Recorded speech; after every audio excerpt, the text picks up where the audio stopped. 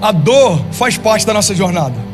A dor da perda, a dor da traição, a dor da rejeição, a dor do processo, a dor da distância. A grande questão não é se nós vamos sentir dor. A pergunta é o que nós estamos aprendendo em meio a ela. Porque a dor é algo que conecta toda a criação. Jesus não foi poupado dela. E às vezes a gente tem uma expectativa de que, pega essa chave, irmão, de que Deus nos poupe daquilo que não poupou nem ao próprio Jesus. Jesus não foi poupado da dor do processo. Jesus não foi poupado da dor em meio ao trabalho. Jesus não foi poupado da dor do abandono, da dor da traição. Jesus não foi poupado nem da dor da cruz ou da separação. A Bíblia diz que quando ele está próximo de se entregar, ele diz: Pai, se possível for, afasta de mim esse cálice.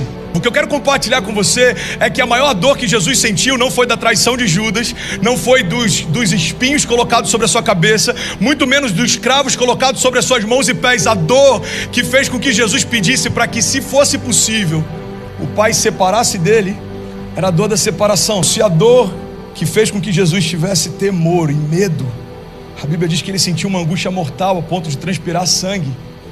Se a dor que fez Jesus sentir isso é a dor da separação do Pai, a gente precisa entender que não existe vida longe dele. Eu não sei se já te disseram, mas crescer dói. Os sociólogos têm chamado a nossa geração de geração Peter Pan, uma geração que vive na terra do nunca e que está o tempo inteiro buscando conforto. Uma geração que quer ser poupada dos processos, que quer ser poupada das dores do processo. O problema é que quando eu sou poupado da dor do processo, eu estou sendo afastado também da oportunidade do crescimento. Irmão, se você tem sentido dor, se alegra, existe algo sendo gerado em você. Existe um crescimento sendo gerado em você. Existe uma força que brota em meio à minha dor. Tem muita gente desistindo, irmão, dos processos, porque se esqueceu do propósito. O que a gente aprende com isso é que às vezes a gente consegue vencer a dor no início da jornada, mas o que vai mudar a nossa história é se a gente conseguir vencer a dor no meio do caminho. A dor não é um problema, o problema é viver algo vazio. A dor é um ótimo servo, ela serve você para que você seja cauteloso, mas ela é um péssimo mestre, porque ela vai definir quais são os seus limites e até onde você pode ir. Vamos ser sinceros, irmão, olha para mim, quantas coisas você teria deixado de viver se você tivesse parado quando algo começou a doer. Que é muito melhor a dor do crescimento do que a dor da atrofia. Irmão, eu prefiro doer, sentir dor porque estou crescendo, do que sentir dor porque parei de crescer. Você está comigo? Se a dor é quem começa a me liderar, eu só vou fazer aquilo que não dói. E aí eu não acesso a maturidade, porque eu preferi ficar numa zona de conforto. Vai doer o processo? Vai, então eu não quero. Vai doer o processo? Não, então eu não quero. O problema é que quando eu aborto o processo, eu aborto o milagre. Quando eu aborto o processo, eu aborto a promessa. A questão é se você vai deixar a dor parar você ou não. O que me sustenta no dia mau é uma visão e uma palavra. Visionários são homens que desenvolveram a capacidade de passear no tempo. Então eles foram no futuro, viram coisas e voltaram para o presente para contar o que viram. Todo visionário consegue ver além do seu tempo. Todo visionário tem uma visão que vai além das suas circunstâncias. Todo visionário consegue ver além da sua dor.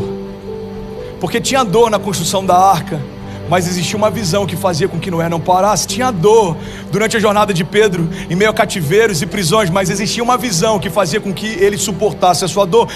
Você está num trabalho que você não faz o que você gostaria de fazer, você não está descansando como você gostaria de descansar, mas quando você lembra da sua família, você continua fazendo o que tem que ser feito.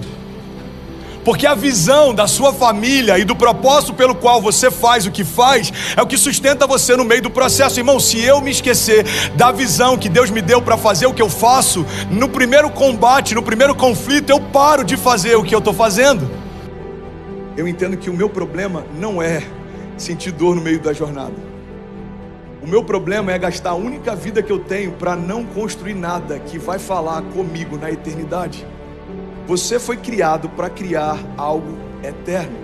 E é por isso que se você gastar toda a sua vida com coisas que só terminam em você, você pode ter sucesso segundo os critérios dos homens, mas você vai se sentir vazio dentro de si.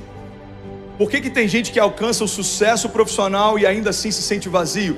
Porque não existe nada pior do que um sucesso completamente vazio de propósito.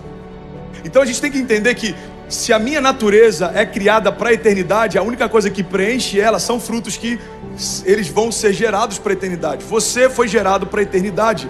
Você deve conhecer centenas de pessoas que tiveram sucesso aos olhos dos homens, mas ainda assim são vazios de Deus.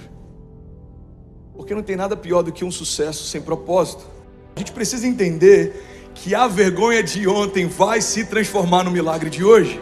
Então uma vergonha familiar pode transformar você num canal de cura para famílias.